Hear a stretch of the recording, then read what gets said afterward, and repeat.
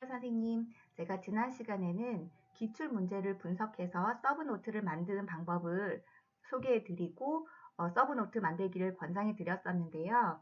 오늘은 좀 더 자세하게 서브노트를 만들었던 방법을 소개해 드리려고 합니다. 오늘은 교육 사상 부분의 서브노트를 가지고 함께 알아보고자 합니다. 네, 이 부분은 제가 지난번에 기출 문제에서 뽑아낸 그런 이론 내용입니다. 그런데 22년도 말고도 다른 해에도 교육 사상 부분이 출제가 되었던 부분이 있겠지요. 예를 들어서 만약에 흡수 정신이 이번에 이렇게 나왔어요. 그러면은 이번 시험에는 주변 세계로부터 정보를 흡수하거나 받아들이는 유아의 정신적 능력이라고 나왔어요. 하지만 다른 해에는 이 말이 다른 용어로 풀어서 서술이 되어 있을 수 있어요. 그러면 정의가 기출문제에 나온 것들을 쭉 해서 만약에 두세 가지가 나온다. 그럼 그 중에서 내가 외우기 쉬운 거, 그 중에 한 가지만 골라서 외우기 쉬운 것만 서브노트에 쓰는 겁니다.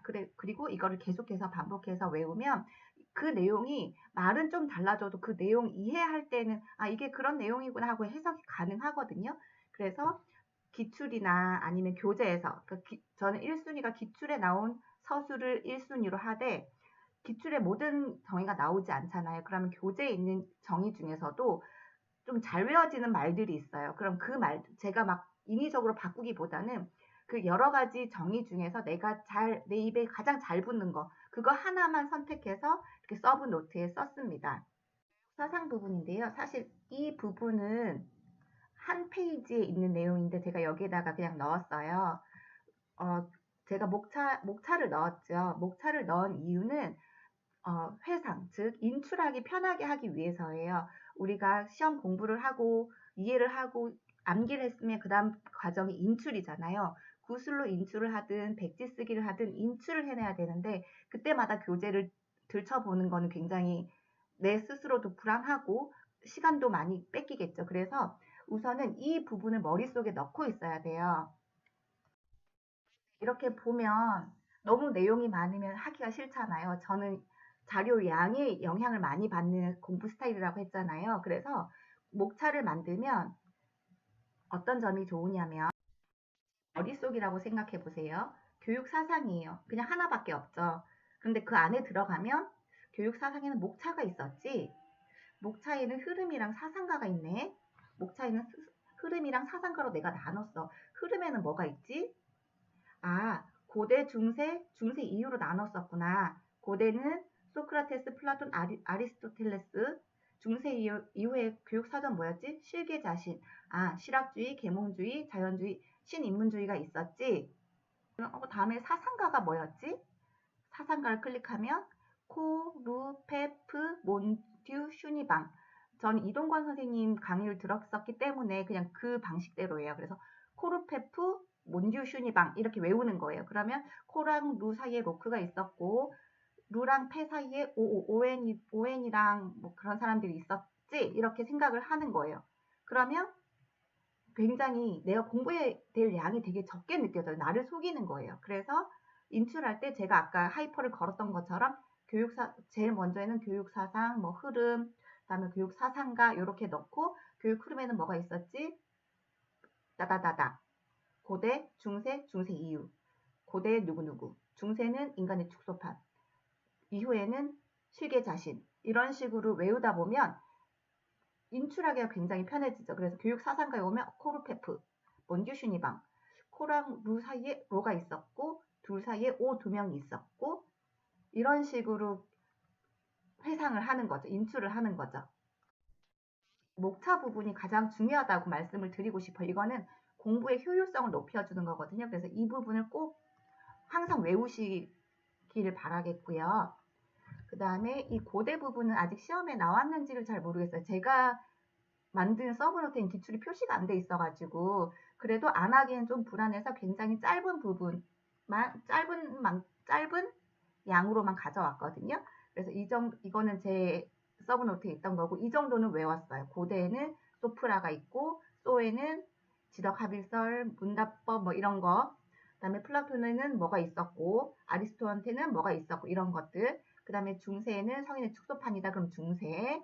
그다음에 그래서 교육사조에는 실학주의, 계몽주의, 자연주의 뭐 이런 것들이 있었다. 이건 이런 거다. 간단하게 외운다기보단 계속 읽으면 이게 또 약간 외워지더라고요. 그리고 이제 사상가로 넘어오면 이렇게 기출을 표시해 주는 거예요. 몇 년도에 나왔는지. 그러면 그 기출을 표시하면서 그 기출 문제를 보는 거예요. 아, 코멘니우스에서 코멘니우스 이름만 언급이 됐는지 아니면 그 안에서 어떤 내용이 언급됐는지를 보는 거예요. 그러면서 이렇게 보면 눈에 잘 안 띄니까 선생님들은 이제 여기에다가 출력하셔서 여기에다가 뭐 형광펜이나 이런 걸로 표시를 하시면 되겠죠. 그렇게 해서 이렇게 교육관, 교육사상, 교육방법, 저는 제가 지난 시간에도 말씀을 드렸는데 이 학자별로 정리를 할 때에는 1번이 제일 먼저 교육관이 나왔으면 그러니까 하나를 폼을 정해놓고 1번 교육관, 2번 교육사상, 3번 교육방법, 4번 저서 이런 식으로 똑같이 해놓으면 아까 코르페프 할 때 코 해놓고 교육관은 뭐였지? 교육사상은 뭐였지? 교육방법은 뭐였지? 저서는 뭐였지? 이 앞에 것만 해놓으면 줄줄줄 쓸 수 있거든요. 그리고 여기 앞에 꼭 번호를 넣기를 추천을 드려요. 왜냐하면 이걸 보면 가시적으로 아 교육관 내가 3개를 정리했었지 교육사상도 내가 3개를 정리했었지 이걸 개수를 아는 것도 회상에 굉장히 쉽거든요. 그래서 여기 서브노트에 너무 많은 내용을 넣지 마시고 교재에서 강의를 들을 때 굉장히 강조했던 부분 그리고 기출이 됐던 부분들을 위주로 하시면 됩니다. 그래서 뭐 기출이 됐었는데 대교 수학이 나왔는지 어모라데가 나왔는지 이런 것들을 다 표시를 해놓으면 아 이런 것들이 나왔으면 보통 여기서 많이 나왔구나. 그럼 이걸 한 번 더 봐야겠다. 이게 나왔으면 위에 것도 나올 수 있겠네. 아래 것도 나올 수 있겠네. 그럼 이 책들을 모두 다 보는 거죠. 그리고 이 책들에서 나온 것들이 교육 사상이랑 교육 방법, 내용 뭐 이런 것들이에요. 그래서 아 어학인문에는 뭐에 대한 건지 어학 최신 교육법에서 뭐가 나왔는지 뭐 이런 것들을 살짝 읽어주시면 이건 외우진 않고요. 그냥 읽어주시면 아 이런 내용은 어학 최신 교육법에 있었구나. 아, 뭐 교육사상이 어떤 거가 어떤 책에서 나왔었구나. 이런 것들을 이해하면 좀 더 외우기가 쉽더라고요. 이런 식으로 저는 계획을 했습니다. 그리고 제가 첫 시간에 말씀드렸던 것처럼 저는 양이 너무 많으면 거기에 압도돼서 공부하기 싫어하는 타입이기 때문에 장수도 많이 줄였어요. 그래서 교육 사상을 지금 8페이지로 만들었어요. 근데 그러다 보니까 글자 크기가 굉장히 작아져요. 이게 지금 글자 사이즈가 8이거든요. 그런데 이렇게 보면 좀 나이 있으신 분들은 눈이 아플 수가 있거든요. 그래서 나는 그렇게 양에 그렇게 연연해 하지 않는다. 눈 보기가 편했으면 좋겠다 하면 이 글자 크기를 좀 키워서 하시면 되고요.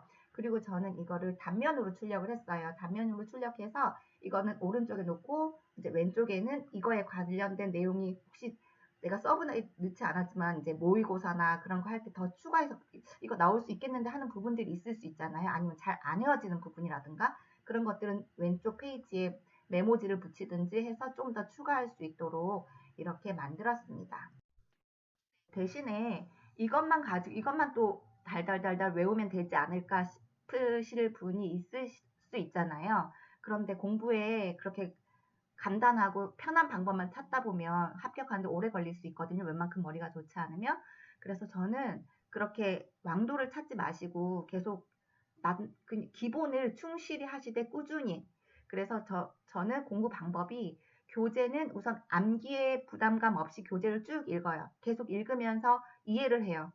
이해를 한 다음에 아 이게 기출에 나왔었다고 이런 것들이 책에 표시되어 있으면 그거 보고 강사가 했던 이야기도 이제 거기다 메모를 할 거잖아요. 그럼 그거랑 같이 해서 쭉 보면서 아 이게 무슨 말이지? 아 이거는 뭐 이렇게 하는 거구나. 이렇게 이해만 해요. 이해만 한 다음에 이제 서브노트에 내가 정리한 걸 가지고 이것만 주구장창 외우는 거예요. 그래서 이것만 서브노트를 달달달 외우되 교재에 있는 내용 이해를 바탕으로 하셔야 된다는 이야기고요.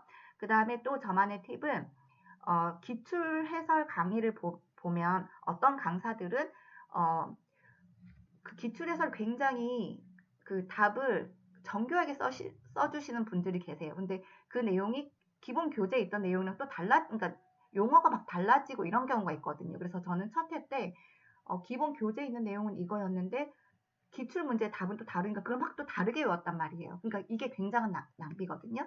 그래서 그 기출에 있는 답안을 보고 내 서브를 찾는 거예요. 그리고 나한테 내 서브에는 정의가 이렇게 되어 있네. 그러면 그 기출 답을 내 걸로 바꾸는 거예요.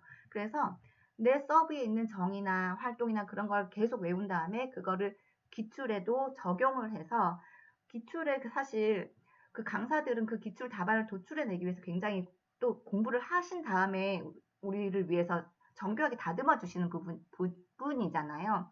그런데 시험에서 그렇게 정교하게 쓸 수 없거든요.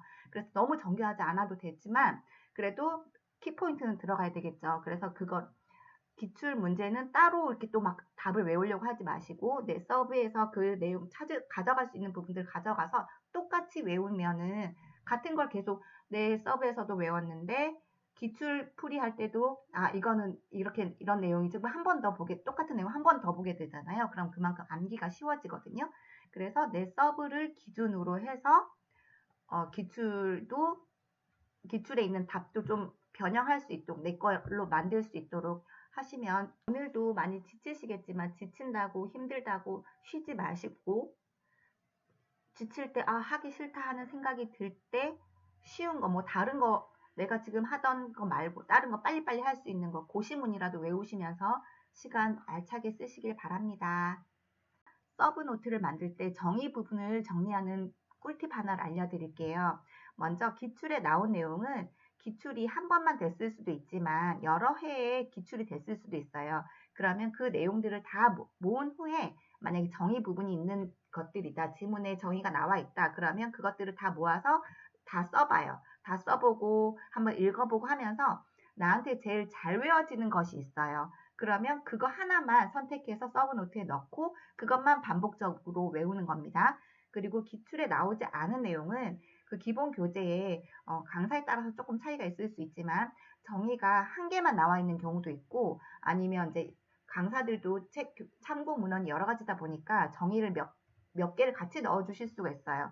그럼 그 중에서 제일 잘 외워지는 것 하나만 서브노트에 넣고 그것을 반복적으로 읽는 거 반복적으로 외우는 거, 그리고 그거를 문풀이나 기출 때에도 그거를 적용해서 답안으로 쓰는 거까지 꿀팁으로 알려드릴게요.